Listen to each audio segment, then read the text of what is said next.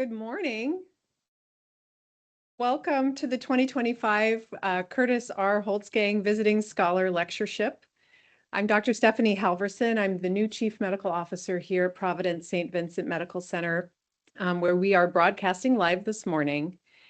You can earn continuing education credit for watching either live or a recording of this event. My colleagues Kayla Tabari and Kevin Dirksen, who are both clinical ethicists at Providence Center for Healthcare Ethics, are joining us this morning for our conversation with Dr. Lucy Kalanithi, and we'll also be monitoring the Q&A throughout the session, so please do submit your questions. I'm truly delighted to introduce our speaker, Dr. Lucy Kalanithi, today, but before I do that, I would like to share just a little bit about the history of this lectureship. The Holtzgang Visiting Scholar Lectureship is a program of Providence Center for Healthcare Ethics named for Dr. Kurt Holtzgang, Emeritus Faculty at the Internal Medicine Residency at Providence St. Vincent Medical Center. During his tenure as Director of Critical Care Medicine, Dr. Holtzgang was an inspiration in ethics education, especially for internal medicine residents and nurses working in critical care. He was instrumental in establishing Providence Center for Healthcare Ethics in 2000. Since that time, the center has become a recognized leader in advancing the importance of ethics in healthcare.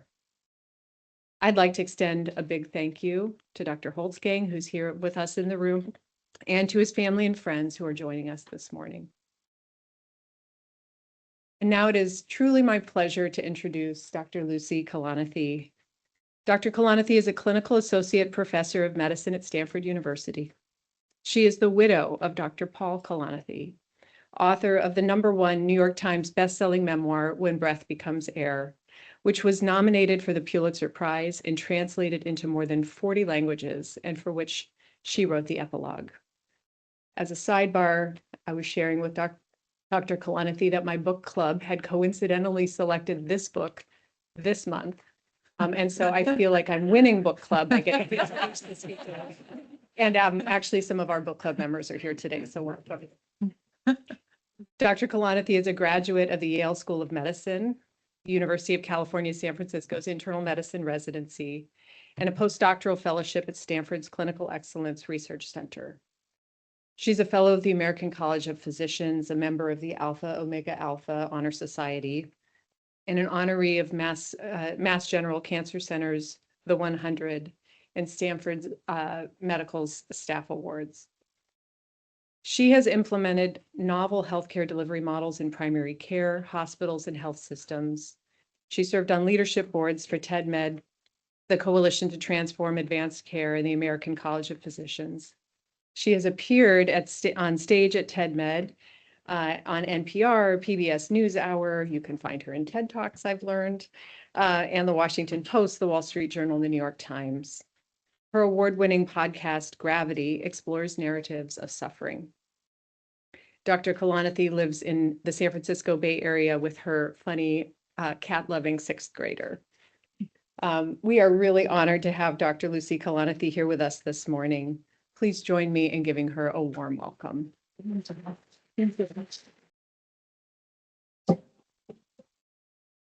5 years down the line, I don't know what I'll be doing. I may be dead, I may not be.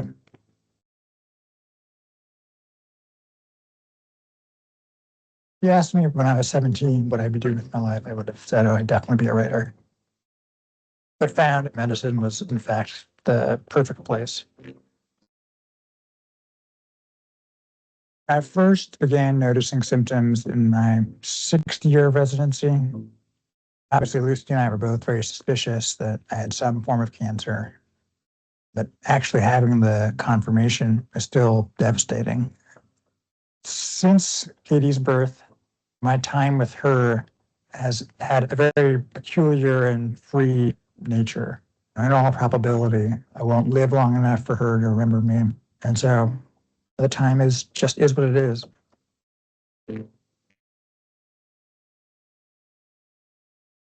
It's a careful balance. If you don't think about the bad case, that ending is going to be very rough on you and your family. But if you don't think about the good case, you're going to miss an opportunity to really make the most out of your life and time.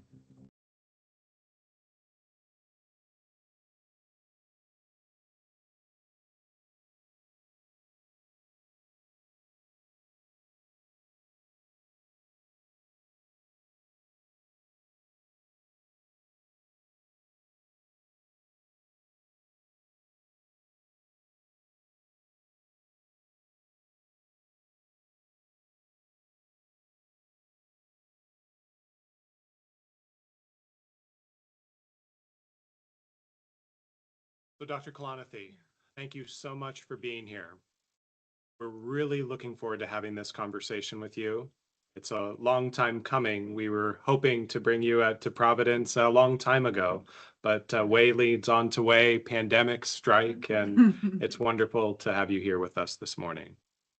For those in the audience who have not read When Breath Becomes Air, can you share with us a little bit of Paul's story? Sure.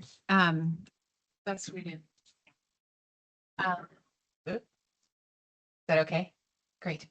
So yeah, as you just saw, it's really nice to have his voice come into the room. That was my late husband, Paul Kalanithi, who died actually over 10 years ago, which is so wild. I'm sure people here who have lost someone understand that 10 years is an age and also a millisecond.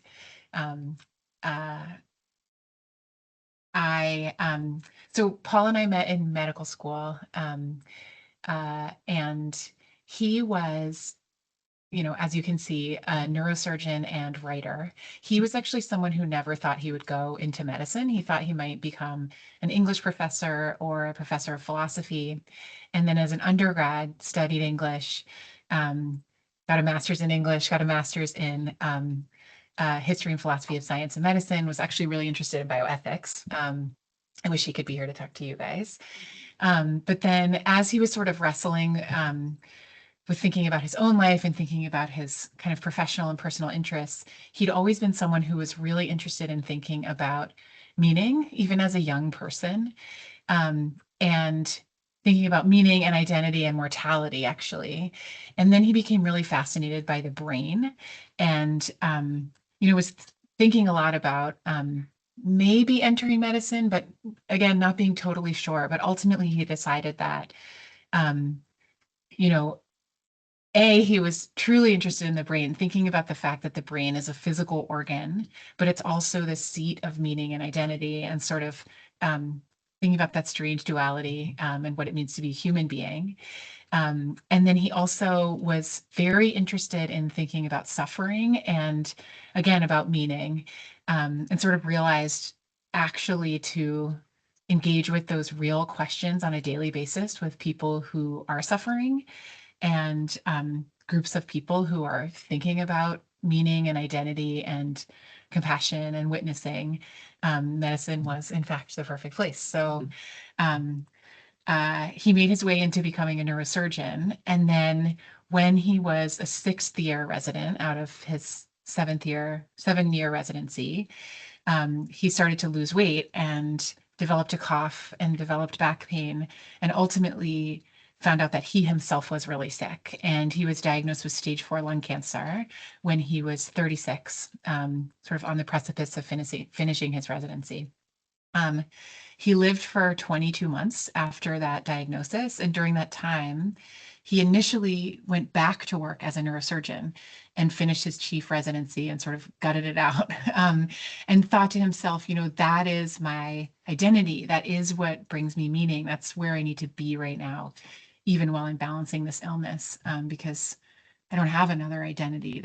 And ultimately, as he became too sick to work, he had started writing as a way to process, and sort of really fortuitously, I'll just tell you guys a quick aside, wrote a journal entry about prognostication and uncertainty and how to decide what to do with your time, however long you have left. And he sort of wrote it as a personal reflection, and then he sent it to some friends and said, do you think I could publish this anywhere?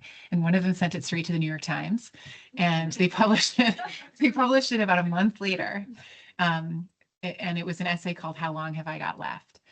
And ultimately that, he started to get interest from agents and editors and sort of developed this second vocation that came through during his illness that was really interesting to watch, a sick person who's becoming sicker and sicker develop a new identity, and B, sort of a new source of meaning, vocation, and purpose. And,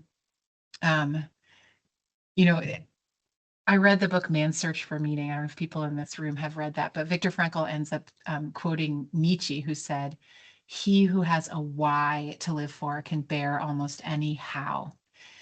And it's sort of this idea of like taking Maslow's hierarchy and flipping it over. It's like you could have very little that you can control, very little that you can find for purchase or safety in your own life. But if you have a purpose, that actually sustains you uh, throughout all of that hardship. And so that's sort of what I watched in Paul as he was getting sick. And also it was thorny and hard and gutting and not tied up in a bow at the same time.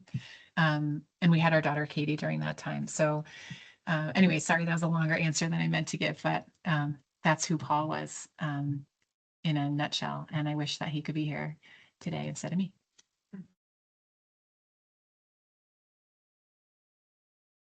Passing this back and Great. forth. Thank you. I love how you summarized so much there so beautifully. And yet I can imagine, as someone who knew Paul so well, that probably just felt like a little fingertip in the description of all that he was and very much still is. Since this is medical grand rounds, I have to ask, what is most important to you as a physician yourself when you reflect on what you and Paul experienced and the decade that has passed since his death? Yeah. Yeah. So how is this experience reflected back into my clinical life? In a million ways. What is, I'm trying to figure out how to answer. I guess I'll just give a quick answer, but then I can pivot to something else. So my own career started out with me being really interested in healthcare value. And a lot of that came out of being an internal medicine resident who, experienced burnout during residency and experienced a lot of moral distress during residency and thought a lot about what are we trying to do for patients? What value do we provide for patients? And then I became really interested in healthcare costs and this sort of value equation of healthcare quality over healthcare cost, and sort of thinking about that in terms of money. And then, going along in my career, treating patients and going through this experience with my husband as a caregiver and him as a really sick patient.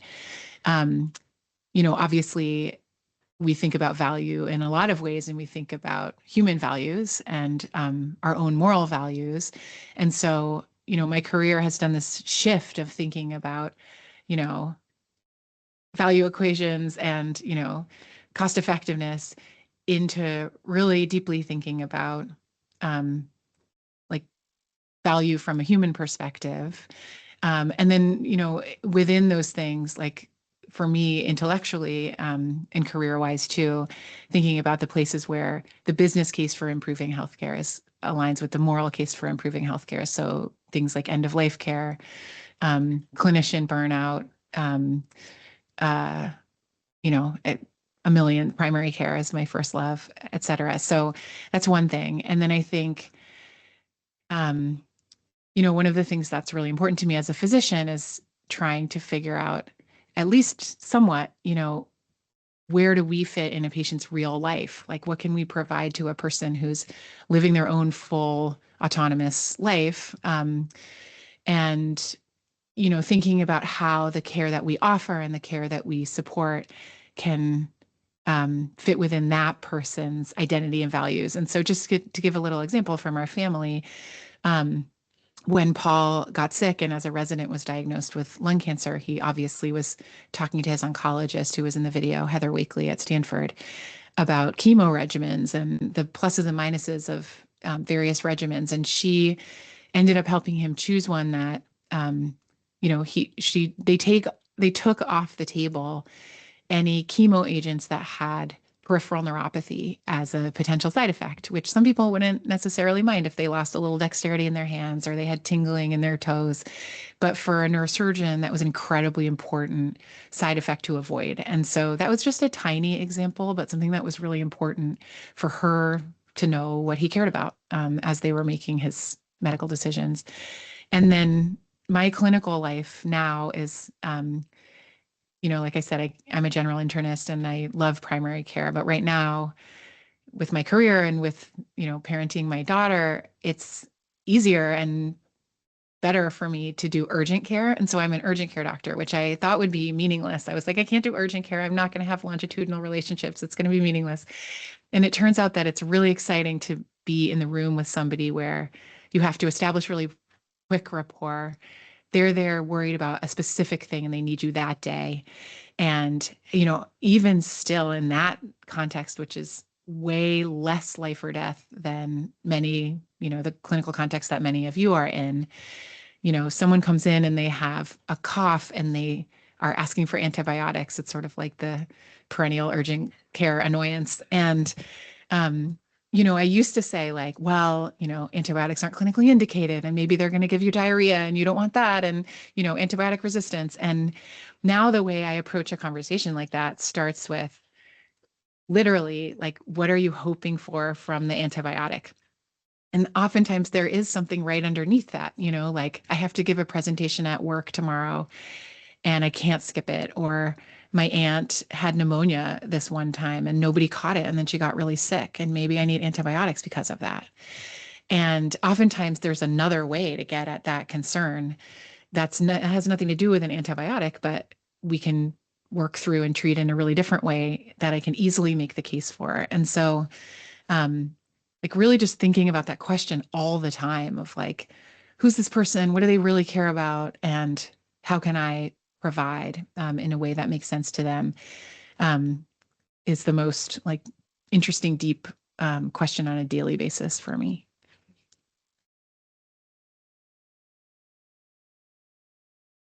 These questions are pre-developed in some regard with the ability to kind of weave in and weave out and no scripted responses. So Lucy doesn't know what we're going to be asking her. And so when I ethicist out, I hope that's a little bit welcome. But I'm gripped by this sort of discussion around value. And it seems to me value is a concept where you could sort of be outflanked really on both sides by, on the one hand, well, that's something that the bean counters and the ops folks are unduly focused on at the cost of providing, real patient care, that's meaningful. Or on the other end, it can feel squishy.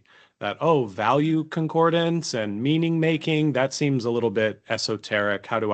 Where's the published data on how that impacts quality care that we're providing? So I'm interested, I had a question here queued up about how do you talk with your clinical colleagues in different places, whether in sessions like these, new colleagues, but also strangers, people you work with in your current clinical context around value.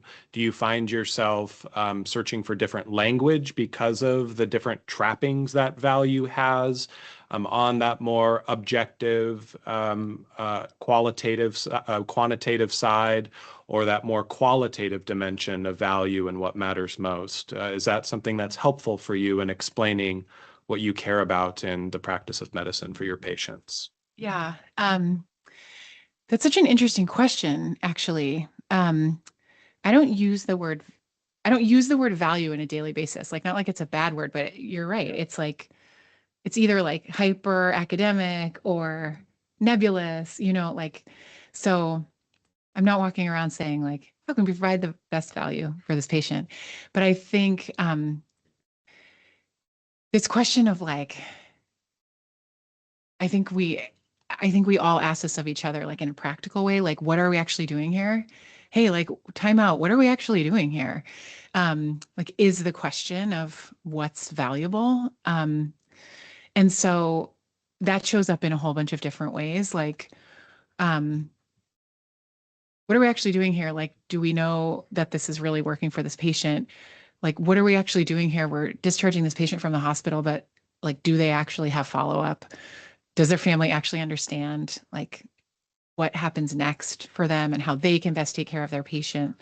So, like whether it's talking about transitions of care, whether it's talking about like the types of care that might fit somebody, I think our role that's really interesting is in terms of like providing value, like you say, is we sort of know the whole menu of like what's available in terms of treatments. And we, haven't been through these treatments ourselves, but in some cases, but we've seen, like in a practical sense, what they feel like, what they look like, what the pluses and minuses are, what the side effects are.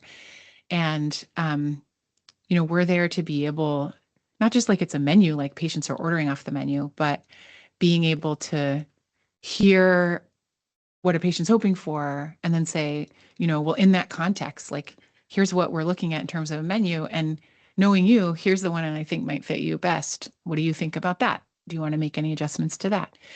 So I sort of think of us as like interpreters of what could be valuable to a patient.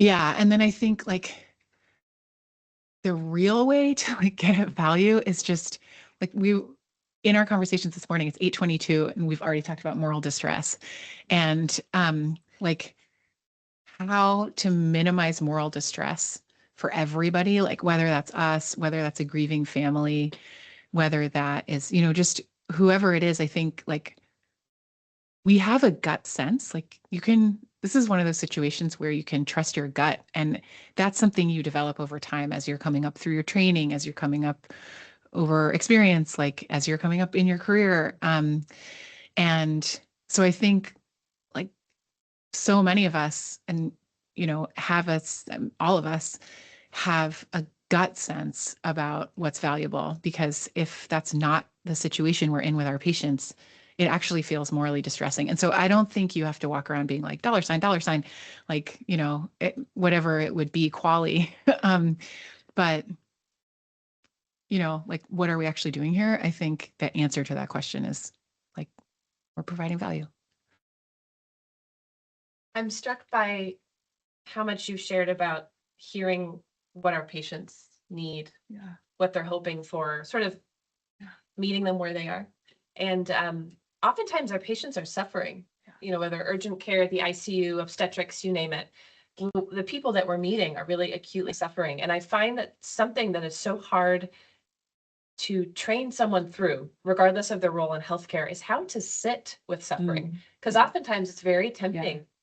I find myself often in consults wanting to inch back towards the door. I felt the same way when I was a bedside nurse.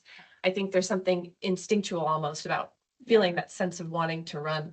And I would imagine both in your internal medicine residency and fellowship and your experience taking care of Paul, being present with Paul, with your patients now, you've sort of had to teach yourself how to sit with suffering. And oftentimes there's only so much you can do.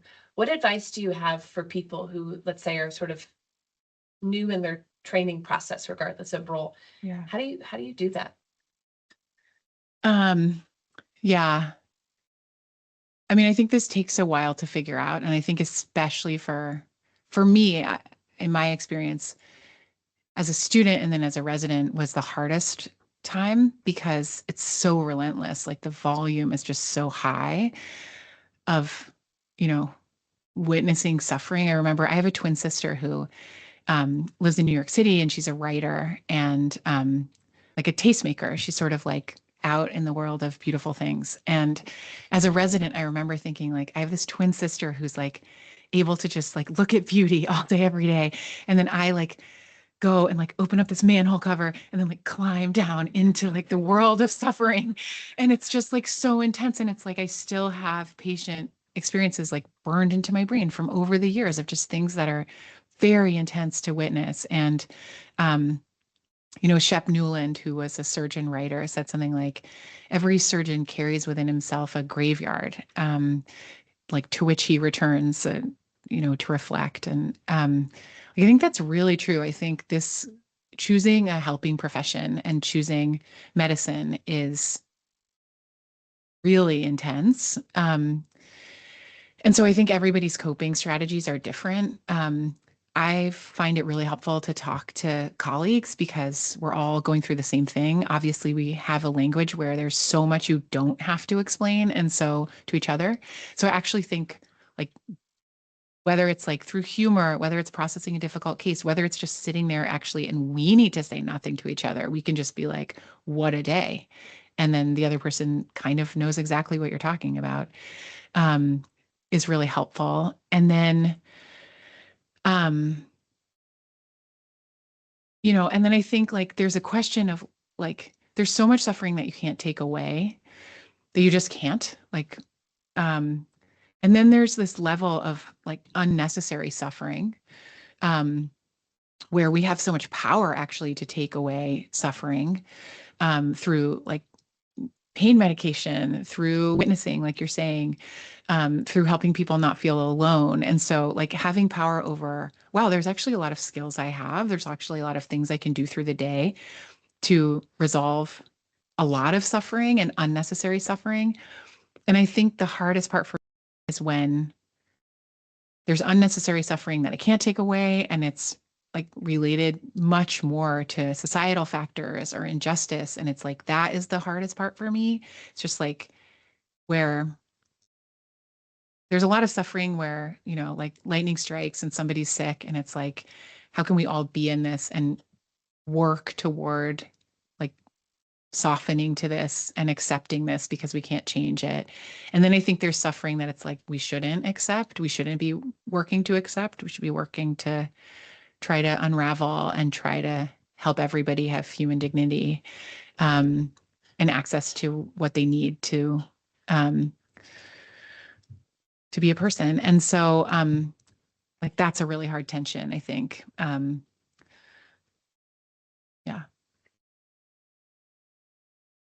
All right, so everybody was a witness that it was Lucy who brought up the graveyard, not me. So when I stay with this suffering and go to kind of a harder place, you brought it up.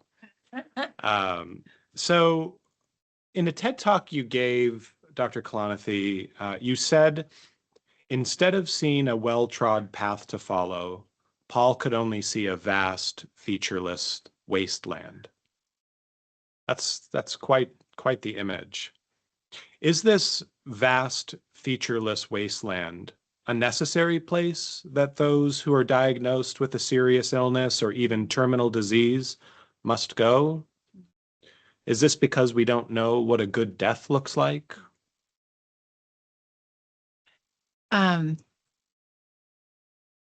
Yeah, that that was a quote from Paul's book where he talked about that vast wasteland. And what he was saying in that quote was, you know, I've treated hundreds or thousands of patients over the years, and I thought when I got sick, I'll follow that path. I have so much experience. I'll know what to do. And it turned out that wasn't the case at all. And I don't know about this question of like, is that somewhere that everybody has to go or everybody must go, because everybody's different. But speaking of Paul's experience, you know, I think, like I'll just say what it was like to get diagnosed, and then like what the wasteland was. And maybe the answer is yes to that question, but, and everybody faces it differently or has a different version of it. You know, for Paul, he, like I said, he was diagnosed with stage 4 lung cancer, as a, you know, when he was 36. And, you know, when you get news like that, it's like you're suddenly living in a different world. Your whole life looks different. You're the same person you were 5 minutes ago, and you're also a totally different person now. And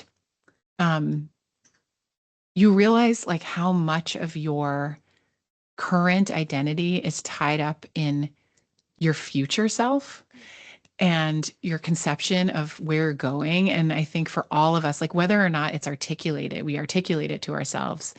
It's like, I'm training to be whatever. I have a child who's this age, and I like have all of this vision like spooling out in front of us, like what our family will look like, what their life could be, holding space for all of that. And when that timeline got shortened for Paul, like I don't have decades. I maybe have weeks to months. I maybe have months to a few years.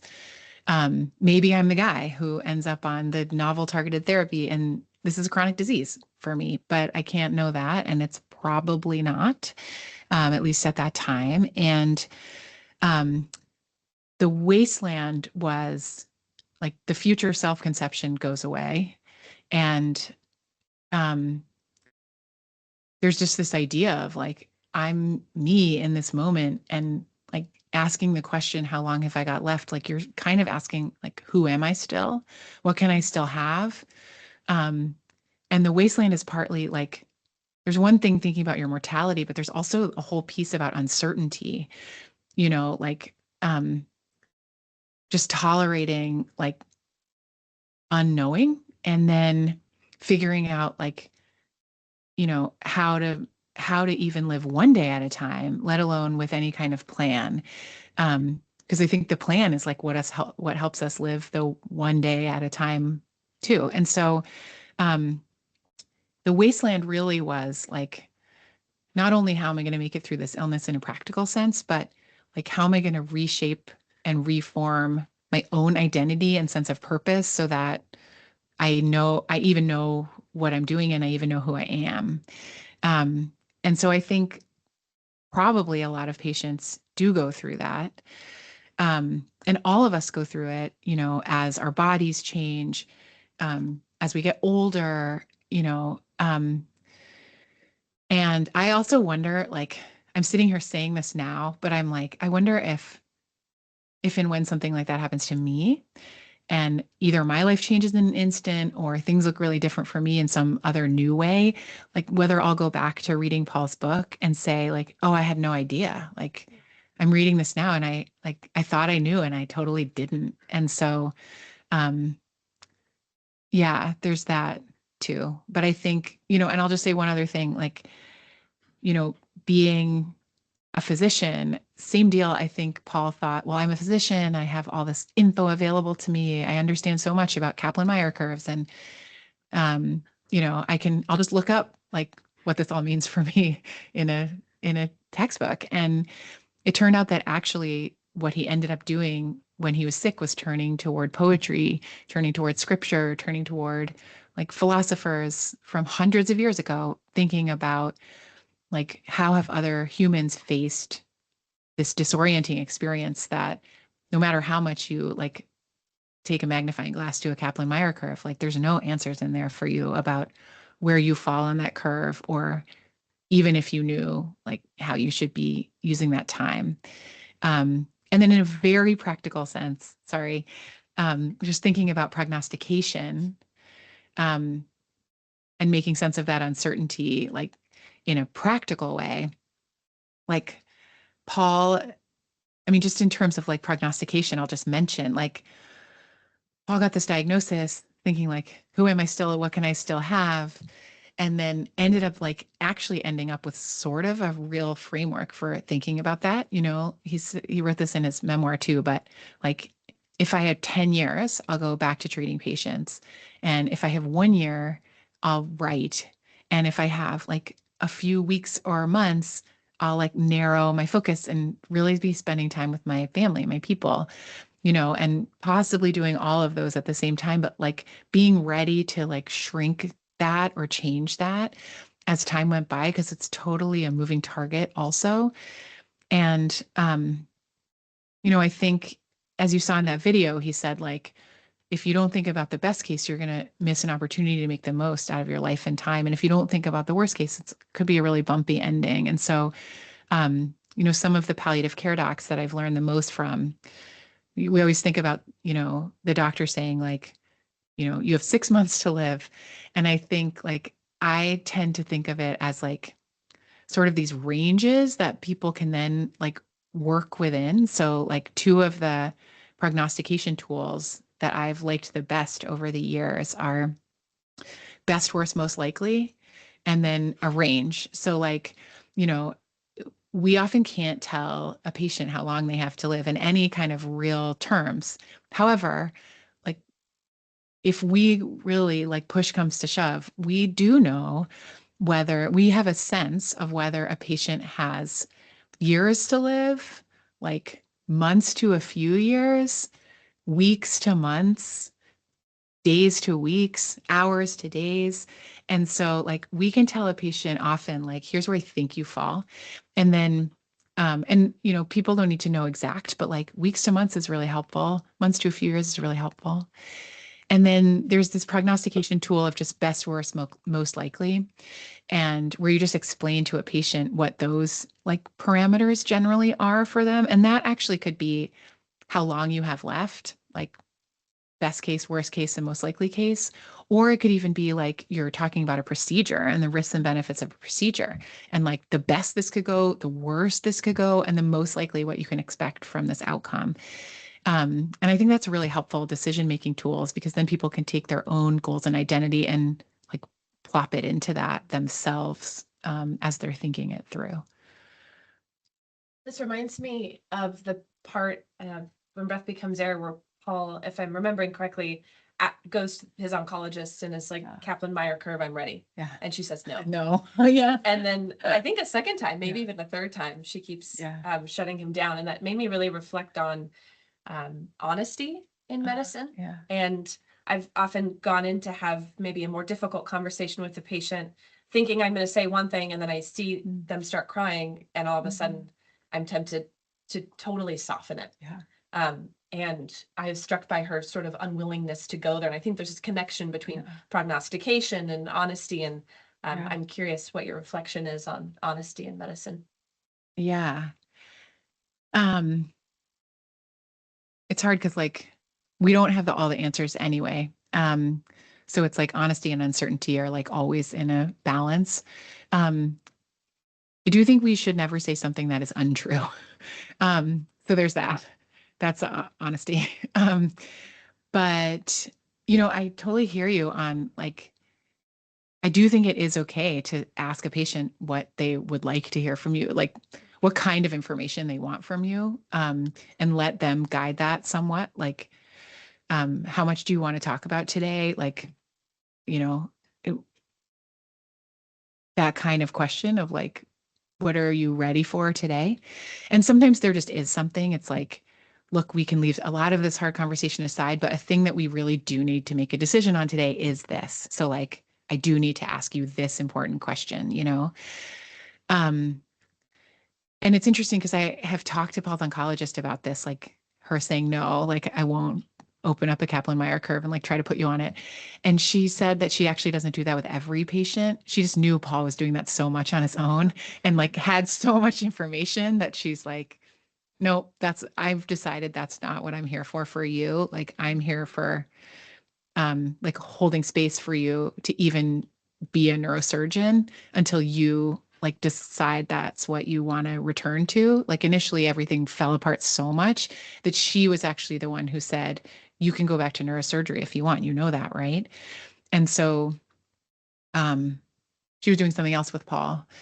And I was going to say one other thing about honesty. Yeah, I can't remember. I mean, I think like the one other thing I would say is like honesty, like humility is part of honesty, and admitting uncertainty is part of honesty. And I think that's totally fine to do those things and just say, I don't know. And that even extends to saying like, I don't know the answer to that. I'm going to go look it up and come back to you, like even in a clinical knowledge sense. And then honesty also involves like you being yourself. So I do think it is okay, like depending on the situation, for like, you know, some degree of like personal sharing or personal connection or hugging your patient or getting tears in your eyes. Like having been on the other side of that, I found that that's always a line to determine like, am I doing this for my patient or am I doing this for me? And like, let me make sure I'm doing all of this for my patient. But, you know, this idea of being authentically a person yourself, I have two things to say about this, then I'll stop.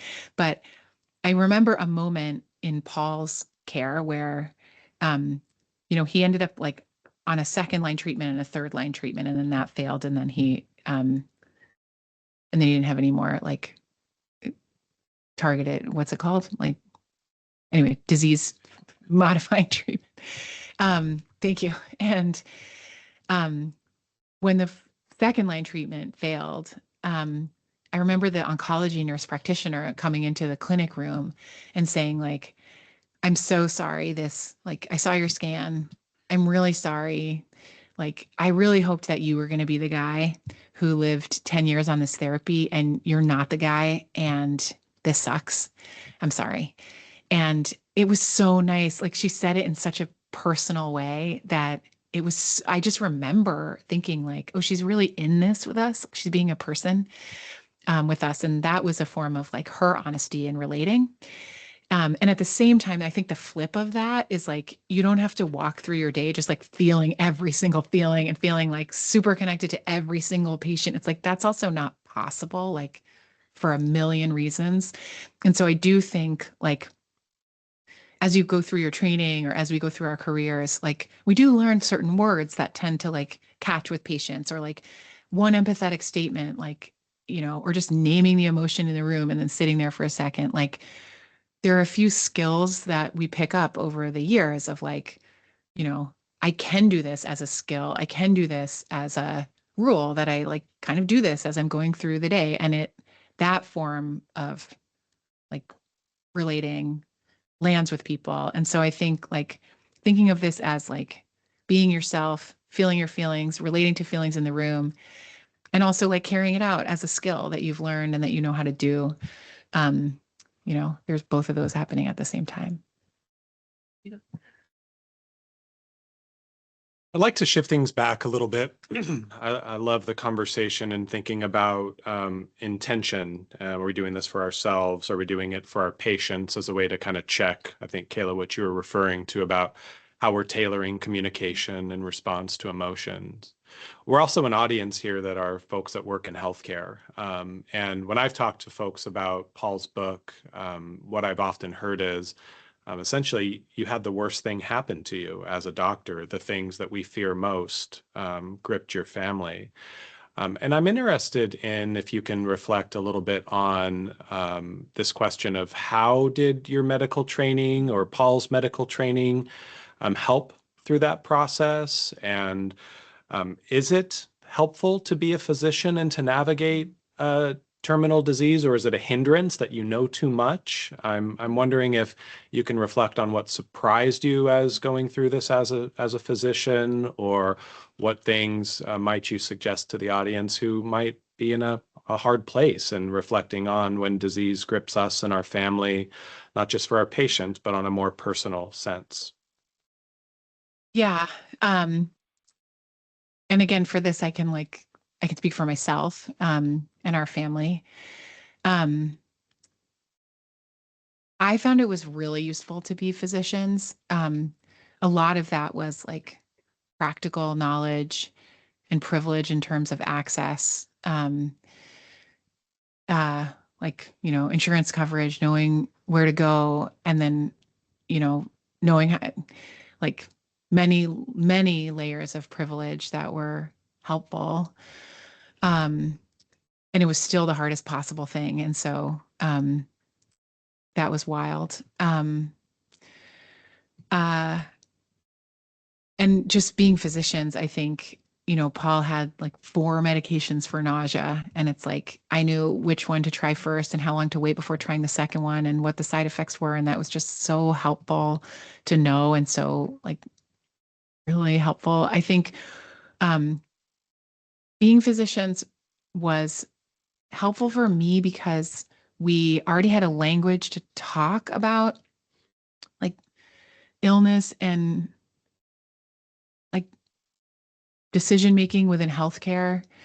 And like we'd already talked, like over the dinner table, we'd already talked through challenging cases. And so just having that whole like framework and language was immensely helpful. And at the same time, like there's so much emotion and there's so much fear um and poignancy and like all of it, that like learning how to navigate that intensity like just comes out of your relationship anyway and has nothing to do with being a physician. Um, and I think there was a flip that was kind of hard being physicians, because having seen like an illness like this, the way we got the diagnosis was actually just looking at Paul's CT ourselves, like scrolling up and down and just being like, oh, like there's tumors everywhere. And that was really wild, because just even in that moment, I was like, I can see this whole thing spool out in front of us.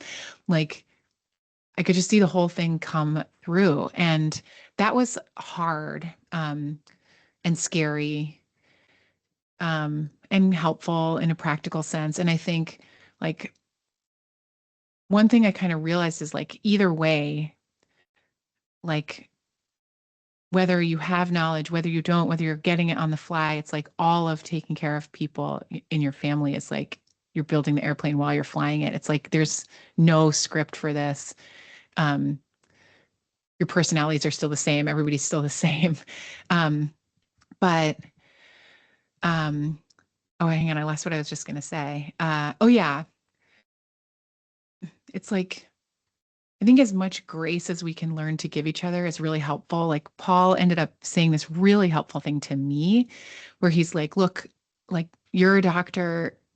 I can tell you're thinking so deeply about like how to take away suffering for me, right? And like if you have to speak for me, like as my DPOA, like doing that in a way that represents me. And we started to have these discussions. Um, and as an aside, like those discussions were really still hard and painful to have. Like we never talked about what would happen to Paul's body after he died. Like he left that to us to decide. And I think he just couldn't go there. Like that just sort of like I tried talking about it one time and it just didn't stick. And I was like, that's okay. Um, and I said, I think we should think about doing your advance directive. And he said, I think we should think about doing your advance directive. I was like, cool, that sounds good too.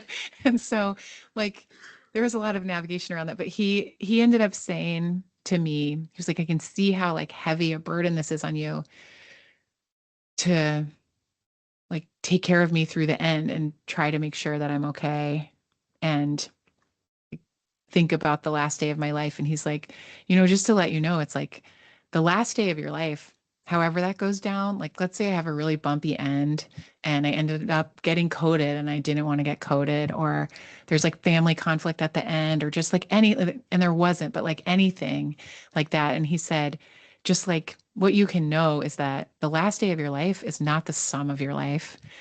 The sum of your life is the sum of your life. And the last day of your life is like a day, like any other day. And I think it's so easy to like for families too, to just carry that. Like there's like always going to be regret. There's always going to be like second guessing. There's always going to be something that you wish you did differently. And at the same time, like the grace that I think each of us gives our loved ones is like, all you can do is do your best. Like if you do your best for me, like that's enough for me. And so, um, that doesn't have to do with being physicians, but I appreciated that he said that to me.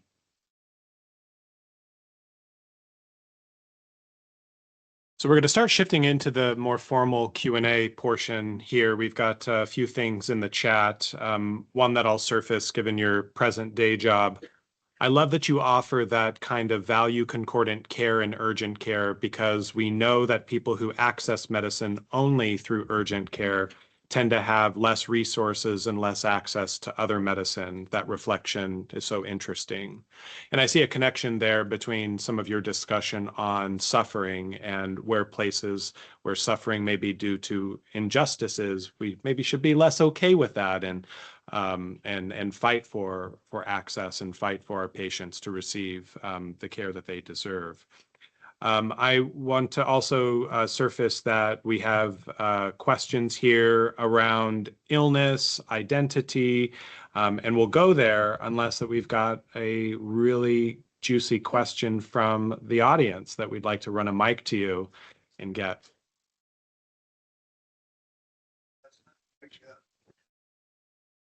Comment on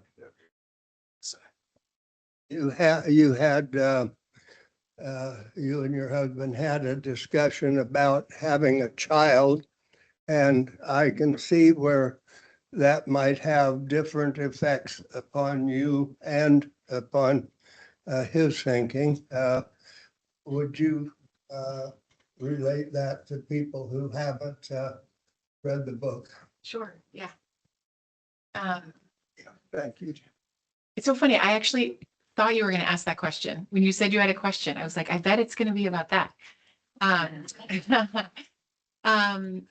Yeah, so we decided to have a child during the time that Paul was sick, and it was really surprising. It seemed really crazy at the time, and was. That was the time when we both had thought we would want to try having children. like toward the end of his residency when things would like ostensibly get easier, and I'm not sure they do get easier when you're a neurosurgeon, but um and then he got really sick, obviously, and we both sort of looked at each other and thought, like, is this something we would still want to try to do? And both of us thought yes. And we had sort of had to unpack and examine that, whether it seemed possible. And we have like a big family on both sides. And like the grandparents were really excited still. And so we knew, like, okay, we have family support around doing this and some practical support around doing this. And at the same time, like neither of us was under an illusion that like it's like we just knew probably I would be a solo parent going forward. And Paul was more certain than I was that we should do it. Like I needed to sort of shore up the practical pieces of it. Like think about, is that something that I can definitely do? And he really thought about that with me. And then the thing that I was worried about for him was different, which was, you know, you're super sick. And so if we have a child and like we're lucky enough that I get pregnant and we have a child and you're here, then you're going to actually have to say goodbye to a child. So like, what is that going to feel like? Is that something that you could do? And he ended up saying this really amazing thing because we talked about that question. And he said, I said, don't you think saying goodbye to a child will make dying so much harder? And he said, wouldn't it be great if it did make it so much harder? Like to have a life where um, that's so meaningful to you. There's a poem by Leila Chati called I Went Out to Hear. And she's talking about this beautiful day at a lake where she's so happy to be alive and she's so happy to be there. And then she's like, I already missed this moment. Like I'm going to be sad when this moment's over. But the last line of the poem is exactly about that. She says, my God, to have lived a life I would die for. Just so beautiful. And when Paul said that, I was like, oh, okay, I actually think like suddenly I was like, oh, this is okay to do. Like, let's do it. And I also think like there's nobody who's having a kid. And the reason that they did it was that things are going to be easier. Like it's like hard for everybody in all these ways. And like, God willing, everyone is going to say goodbye to their child before their child says goodbye to them. And so like all of those questions like are open for anybody who's a parent. Willingly. And there's like a million things that we do in our lives that we do not because they're easy, like, and sometimes even specifically because they're hard. It's like you like hike up a mountain just to get to the top and then come back down again in the same day, or like you have a child or you work in healthcare or just like anything that is like you already knew that it wasn't going to be easy. And wouldn't it be great if it was hard for the right reasons? So that was how it came about. And that I think about that all the time. Wouldn't it be great if it did? Like how that applies in different situations.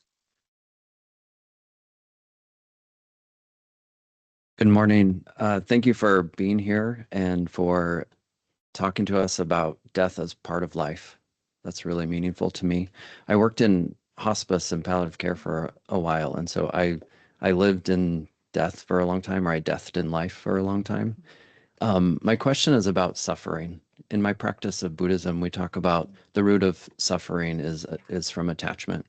I'm curious if you'd share with us about your attachments and what you've learned about attachment through this process.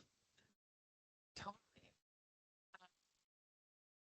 Yeah, this idea of like suffering comes out of attachment. Like my therapist one time, I think this is like a very Buddhist idea, but wrote on her whiteboard for me, pain plus non-acceptance of pain equals suffering. And I do think pain and suffering are different. And like so much of that has to do with like attachment to how things should be, and then like railing against things when they're not. And I think, and like the judgment and sense of unfairness that comes around that. And I think like I myself, like when I was suffering or when I was facing something I didn't want to, I think used to think of it with a lot more judgment in my mind. I would be like, oh, this is so unfair. This is such a nightmare. you know, and then now it's like I try to challenge myself about that framing and think like, this is very painful. And like that has a different tonality than this is a nightmare. And so I think like as you go through like hard things, I think the idea that like there is a possibility of softening and it's really helpful. And at the same time, like I thought like, oh, the hardest thing has happened. Now I'm just going to be amazing at accepting like all types of pain. Like, and then it turns out it's like, you know, whether it's like a traffic jam or like something else that's happening in my life that's big and hard to accept, like you have to redo it every time.